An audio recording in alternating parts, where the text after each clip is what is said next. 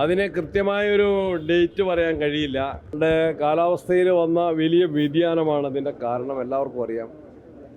കഴിഞ്ഞ വർഷം നമുക്ക് ആവശ്യമായിരുന്നത് 3500 മുതൽ 3600 വരെ മെഗാവാട്ട് വൈദ്യുതി ആയിരുന്നെങ്കിൽ ഇപ്രാവശ്യം അത് 1000-ലധികം മെഗാവാട്ട്, 4600 മുതൽ 4800 വരെ മെഗാവാട്ടായിട്ട് വൈദ്യുതിയുടെ ഉപയോഗത്തിൽ വർധനവ് വന്നിട്ടുണ്ട്.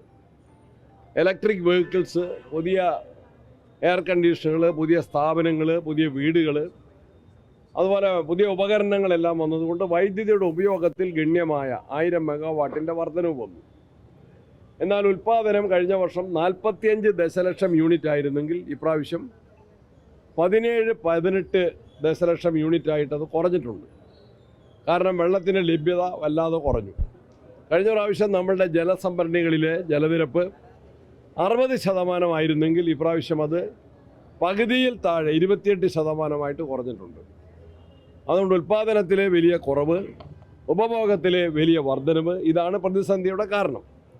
അത് പരിഹരിക്കാൻ വേണ്ടി നമ്മൾ കഴിഞ്ഞ UDFൻ്റെ ഗവൺമെൻറ് ദീർഘകാല പദ്ധതിക്ക് രൂപം നൽകി. ആര്യാടൻ മുഹമ്മദ് മന്ത്രിയായിരുന്നപ്പോൾ ഉണ്ടാക്കിയ കരാറുണ്ടായിരുന്നു. ആ കരാറ് പിന്നീട് റദ്ദാക്കപ്പെട്ടു. അത് പുനഃസ്ഥാപിക്കാനുള്ള നിയമപരമായ നടപടികളുമായിട്ട് നമ്മൾ മുന്നോട്ട് പോവുകയാണ്. പിന്നത്തെ ഒരു കാര്യം, നമ്മളുടെ ഏപ്രിൽ മാർച്ച് മാസങ്ങളിൽ നല്ല വേനലുണ്ടായ സമയത്ത് നമ്മൾ ജൂൺ പകുതിക്ക് ശേഷം മഴ കിട്ടുമെന്ന പ്രതീക്ഷയിൽ മറ്റ് സംസ്ഥാനങ്ങളിൽ നിന്ന് വൈദ്യുതി കടം വാങ്ങിയിരുന്നു. ആ കടം വാങ്ങിയത് നമ്മളിപ്പോൾ തിരികെ കൊടുത്തുകൊണ്ടിരിക്കുകയാണ്. എല്ലാ ദിവസവും തിരികെ കൊടുത്തുകൊണ്ടിരിക്കുകയാണ്. അതുകൊണ്ടാണ് ഈ പ്രയാസങ്ങൾ, ഈ കാരണങ്ങളെല്ലാം കൂട്ടിയാണ് ഈ പ്രയാസങ്ങൾ ഉണ്ടായിട്ടുള്ളത്. അത് പരിഹരിക്കാൻ വേണ്ടി ദീർഘകാല കരാറിൻ്റെ ആസൂത്രണം നടപ്പിലാക്കുന്നു. അതുപോലെ ഹ്രസ്വകാല കരാർ കൂടുതൽ വില നൽകി വൈദ്യുതി വാങ്ങുന്നതിനുള്ള അനുമതിക്കായിട്ടും വൈദ്യുതി ബോർഡ് കമ്മീഷനെ സമീപിച്ചിട്ടുണ്ട്. അങ്ങനെയുള്ള നടപടികൾ സ്വീകരിച്ച് എത്രയും കുറഞ്ഞ പ്രശ്നങ്ങൾ ജനങ്ങൾക്ക് എത്രയും കുറഞ്ഞ പ്രശ്നങ്ങളോടെ വൈദ്യുതി വിതരണം നടത്തുന്നതിന് വേണ്ടിയാണ് പരിശ്രമിക്കുന്നത്. അതുപോലെ തന്നെ ഒരു അഭ്യർത്ഥനയും ഞാൻ ഇതിനോടകം നടത്തിയിട്ടുണ്ട്. അതൊന്നുകൂടി മാധ്യമങ്ങൾ വഴി ആവർത്തിക്കുകയാണ്. രാത്രികാലങ്ങളിലെ ഉപയോഗം കഴിയുന്നത്ര കുറയ്ക്കുക. അത്യാവശ്യങ്ങൾക്കെല്ലാം വൈദ്യുതി വേണം, എന്നാൽ അനാവശ്യമായ നമ്മളുടെ അലങ്കാര ലൈറ്റുകൾ ഒഴിവാക്കുക. ഇന്നലെ ഒരു കേന്ദ്ര സംഘം തലസ്ഥാനത്ത് വന്നിരുന്നു. അത് പരിസ്ഥിതിയുമായി ബന്ധപ്പെട്ട കാര്യങ്ങൾ ചർച്ച ചെയ്യുന്നതിനാണ്. പക്ഷേ അവർ സംസ്ഥാന മധ്യേ പറഞ്ഞൊരു കാര്യം, കേന്ദ്ര ഗവൺമെൻറ് ഇപ്പോൾ സംസ്ഥാനങ്ങൾക്കെല്ലാം നിർദ്ദേശം നൽകിയിട്ടുണ്ട്. ഈ പ്രതിസന്ധി എല്ലാ സംസ്ഥാനങ്ങളും നേരിടുന്നതാണ്. അത് പരിഹരിക്കുന്നതിനെക്കുറിച്ച് സംസ്ഥാനങ്ങൾക്ക് നിർദ്ദേശം നൽകിക്കൊണ്ടിരിക്കുന്നു. അതിൻ്റെ ഭാഗമായിട്ടും അല്ലാതെയും ഗവൺമെൻറ് പറഞ്ഞിരിക്കുന്നത്, നമ്മൾ എയർ കണ്ടീഷൻ ഇടുമ്പോൾ അത് 27 ഡിഗ്രി സെൽഷ്യസിൽ താഴരുതെന്ന് പറഞ്ഞിരിക്കുകയാണ്. ഞാൻ ഇന്നലെ അഭ്യർത്ഥിച്ചു 25 ഡിഗ്രി ആയിട്ടെങ്കിലും നമ്മുടെ AC ഫിറ്റ് ചെയ്യണം. 2 ഇസ്തിരിപ്പെട്ടി ഉൾപ്പെടെയുള്ളത് രാത്രി കാലങ്ങളിൽ ഉപയോഗം കുറയ്ക്കണം. എന്നോട് മുൻ വൈദ്യുതി മന്ത്രി നമ്മുടെ AK ബാലൻ തന്നെ ഒരു ട്രെയിൻ യാത്രയിൽ എന്നോട് നേരിട്ട് പറഞ്ഞു, ഇങ്ങനെ ഒരു അഭ്യർത്ഥന നടത്തണം. രാത്രി കാലങ്ങളിലെ ഉപയോഗം, അനാവശ്യമായ ആഡംബര വിളക്കുകൾ ഒഴിവാക്കണം.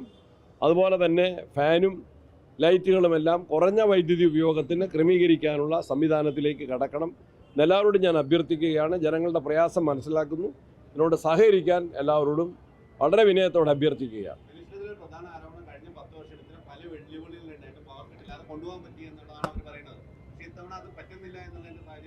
അപ്പോൾ AK ബാലൻ എന്നോട് ഉപദേശിച്ചത് തന്നെ കഴിഞ്ഞ പ്രാവശ്യം ഈ പ്രശ്നം ഉണ്ടായിരുന്നുള്ളതിൻ്റെ പശ്ചാത്തലത്തിലല്ലേ.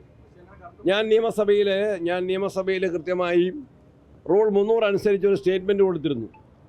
ആ സ്റ്റേറ്റ്മെൻറ്റിൽ കൃത്യമായിട്ട് ഏപ്രിൽ മാസത്തിൽ UDF ഗവൺമെൻറ് അധികാരത്തിൽ വരുന്നതിന് മുമ്പ് LDFൻ്റെ സമയത്ത് വൈദ്യുതി നിയന്ത്രണം ഏർപ്പെടുത്തിയ ദിവസങ്ങൾ ഞാൻ എടുത്തു പറഞ്ഞിട്ടുണ്ട്.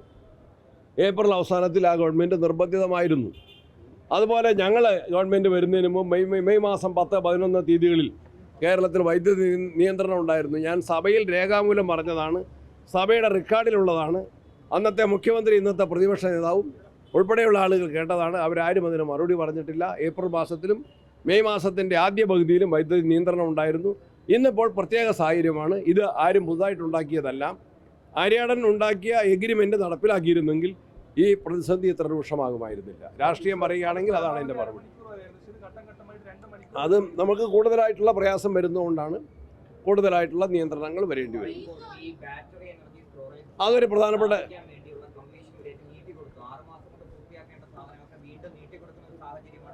ആരും നീട്ടിക്കൊടുത്തിട്ടില്ല. പ്രധാനപ്പെട്ടൊരു ചോദ്യമാണ്. കേരളത്തിൽ സോളാർ പവറുണ്ട്, പക്ഷേ അത് രാത്രി കാലങ്ങളിൽ ഉപയോഗിക്കാൻ, അത് പ്രിസർവ് ചെയ്യാൻ നമുക്ക് ബാറ്ററി സ്റ്റോറേജ് സംവിധാനമില്ല. പകൽ സമയത്താണ്. പകൽ സമയത്ത് നമുക്കൊരു യൂണിറ്റ് വൈദ്യുതിക്ക് ഒരു പൈസയ്ക്ക് കിട്ടും. നിങ്ങൾ മനസ്സിലാക്കണം, ഒരു പൈസയാണ് ഒരു യൂണിറ്റിനെങ്കിൽ രാത്രി 10 രൂപ കൊടുത്താൽ അത് കിട്ടില്ല. പകൽ സമയത്ത് ഒരു പൈസയ്ക്ക് കിട്ടുന്ന ഒരു യൂണിറ്റ് വൈദ്യുതി രാത്രി 10 രൂപ കൊടുത്താൽ കിട്ടില്ല. അപ്പം നമ്മൾ സോളാർ എനർജി നമ്മൾ ഉൽപ്പാദിപ്പിക്കുന്നു, പക്ഷേ അത് പ്രിസർവ് ചെയ്യാൻ സംവിധാനങ്ങളില്ല. ഞാൻ എല്ലാ ജില്ലകളിലും ഒരു വട്ടം യാത്ര ചെയ്തു. അതിൻ്റെ ഭാഗമായിട്ട് എറണാകുളത്ത് ചെന്നപ്പോൾ അവർ ഒരു മോഡൽ പരീക്ഷണം എറണാകുളത്ത് നടപ്പിലാക്കിയിട്ടുണ്ട്. അത് വേറൊരു കമ്പനി അവിടെ കൊടുത്തയച്ചതാണ്. ആ മോഡൽ വിജയകരമാണെന്ന് മനസ്സിലാക്കുന്നു. ബാറ്ററി സ്റ്റോറേജ് പദ്ധതി വേഗത്തിലാക്കാൻ കാസർഗോഡ് മയിലാട്ടിയിൽ സമയബന്ധിതമായി തീർക്കാൻ നിർദ്ദേശിച്ചിട്ടുണ്ട്. ഞാൻ മയിലാട്ടിയും ശ്രീകണ്ഠപുരവും 20-ാം തീയതി അടുത്ത തിങ്കളാഴ്ച സന്ദർശിച്ച് അതിൻ്റെ പ്രവർത്തന പുരോഗതി വിലയിരുത്തും. സമയബന്ധിതമായിട്ട് തീർക്കാനുള്ള നടപടികൾ സ്വീകരിക്കും. എറണാകുളം ജില്ലയിലാണ്. ബസ് ഏർപ്പെടുത്തി എറണാകുളം ജില്ലയിലാണ്.